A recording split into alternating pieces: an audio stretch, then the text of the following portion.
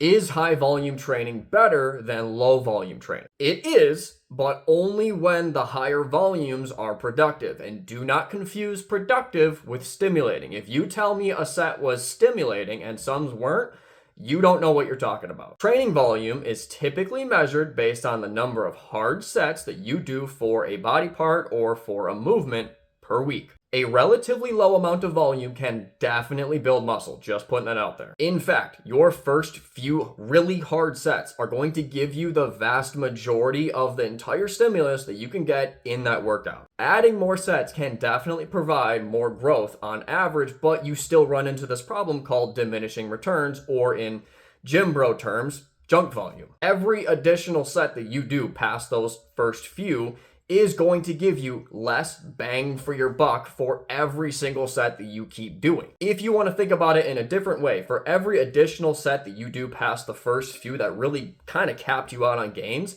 you get disproportionately less stimulus for the same amount of fatigue.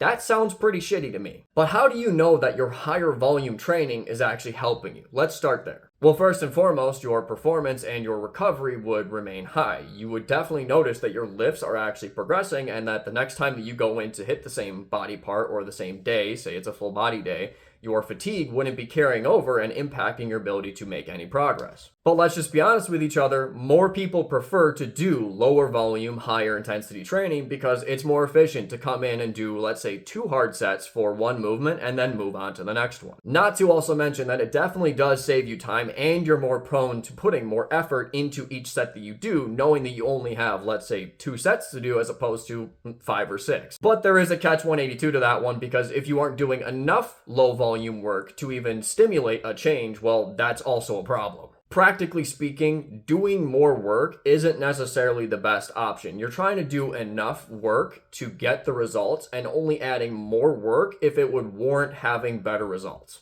If you add more work and your performance drops to shit, well, take that extra work off.